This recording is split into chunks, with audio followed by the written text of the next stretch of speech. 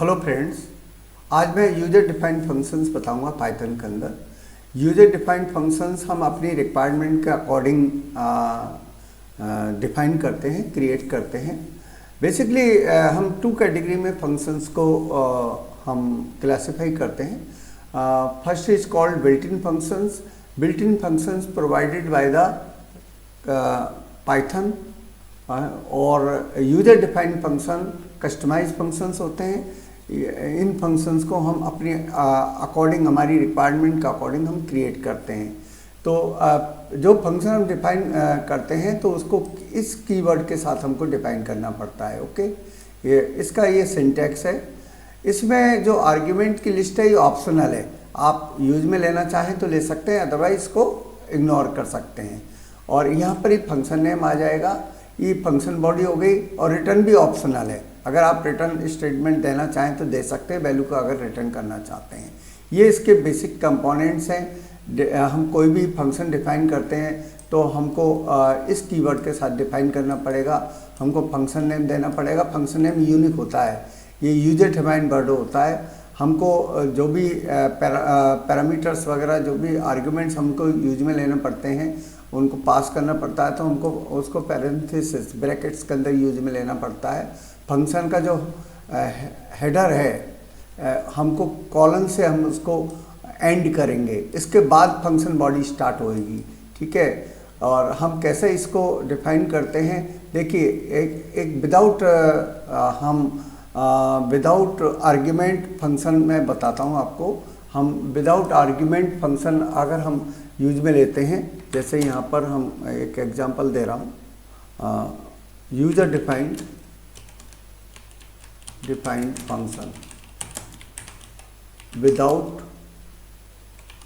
Arguments. Okay, यहाँ पर हम कोई भी फंक्शन डिफाइन करते हैं तो हमको इस कीवर्ड के साथ डिफाइन करना पड़ेगा। जैसे यहाँ पर हमने ये लिखा, लास्ट में कॉलन देंगे हेडिंग में, और जैसे कॉलन देके एंटर प्रेस करेंगे तो अपने आप ही इंडेंट स्पेस सेट हो जाएगा। यहाँ पर कोई हमको प्रिंट कराना है, जैसे यहाँ पर हमने जैसे ओके ये प्रिंट कराया मैसेज। ओके, उसके बाद अब हम इस फंक्शन को कॉल करना चाहते हैं, कॉलिंग टू फंक्शन को कॉल करना चाहते हैं, तो हम फंक्शन नेम ये ब्रैकेट, उसके बाद जैसे ही हम शिफ्ट के साथ एंटर की प्रेस करेंगे तो देखिए इसका आउटपुट आ जाएगा। ये फंक्शन हमने विदाउट आर्ग्यूमेंट हमने डिफाइन किया है। सपोज हम विथ आर्ग्यूमेंट कोई फंक्शन बनाना चाहते हैं, तो जैसे यहाँ पर user defined function with arguments. Okay, with argument या पैरामीटर्स एक ही बात है। ठीक है, यहाँ पर हमने डिफाइन किया, यहाँ पर हमने जैसे हाईएस्ट, हमको हाईएस्ट वैल्यू निकालनी है, मान लीजिए ए एंड बी, इसमें दो आर्ग्यूमेंट पास होंगे। यहाँ पे चेक करते हैं if A greater than B colon, हाँ अगर कंडीशन ओके होती है तो एच में ए की वैल्यू असाइन हो जाएगी। ये कब, जब कंडीशन ट्रू होगी। ओके, जब कंडीशन ट्रू होगी, else colon H equal to B, जब कंडीशन फॉल्स होगी तभी स्टोर होएगा।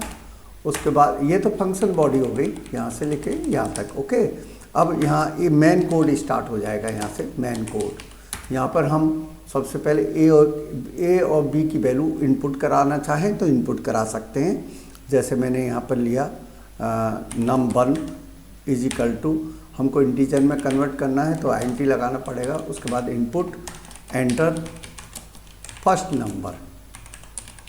नंबर हम एंटर करेंगे। ओके, आप इसको कॉपी करा लीजिए, कंट्रोल सी कंट्रोल बी। यहाँ पर मैंने इसको सेकंड नंबर कर दिया, सेकंड नंबर कर लिया।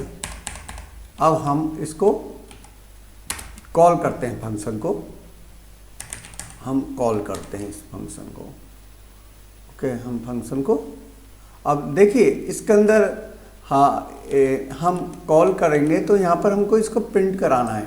ये हमारा अधूरा रह गया थोड़ा, आप यहाँ पर इसको प्रिंट करा दीजिए हाईएस्ट वैल्यू को।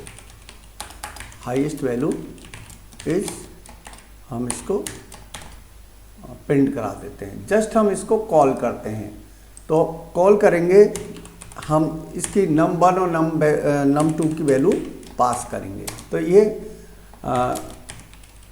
कॉलिंग टू फंक्शन को कॉल कर रहे हैं।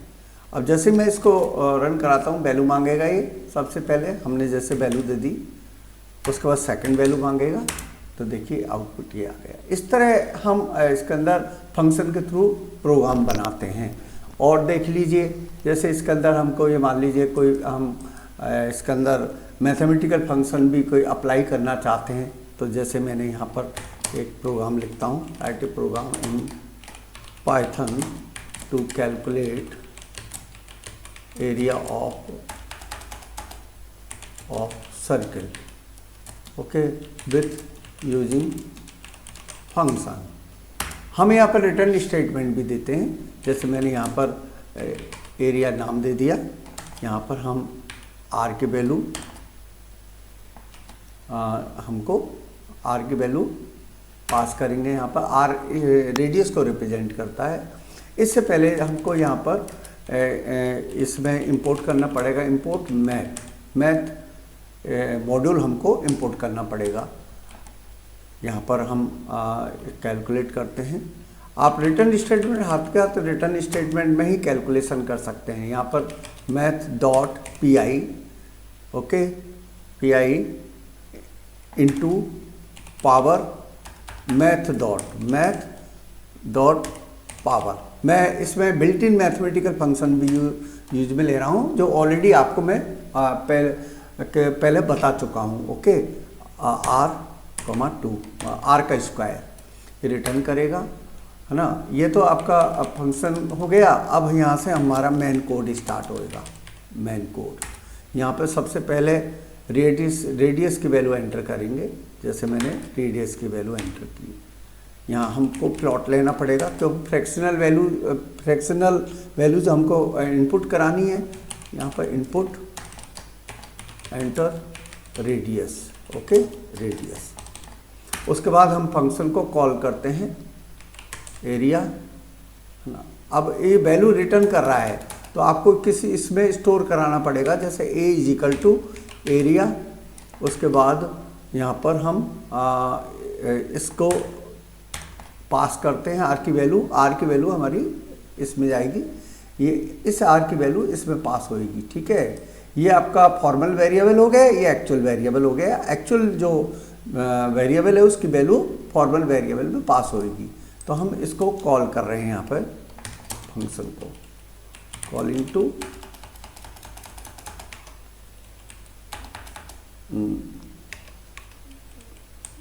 टू फंक्शन को कॉल कर रहे हैं। अब उसके बाद हम इसको प्रिंट कराना चाहें, देखिए कोई मैसेज अगर स्टोर कराना है तो आप ऐसे स्टोर करा सकते हैं। देखिए यहाँ पे लिखा एरिया ऑफ सर्किल, उसके बाद प्रिंट मैसेज एंड ए। अब जैसे ही रन कराते हैं, सबसे पहले ये रेडियस की वैल्यू मांगेगा, जैसे ही एंटर देंगे कैलकुलेट होकर आ जाएगा। इस तरह हमें ना इसके अंदर जो प्रोग्राम है फंक्शन के थ्रू हम इस तरह सोल्व कर सकते हैं। Okay, thank you.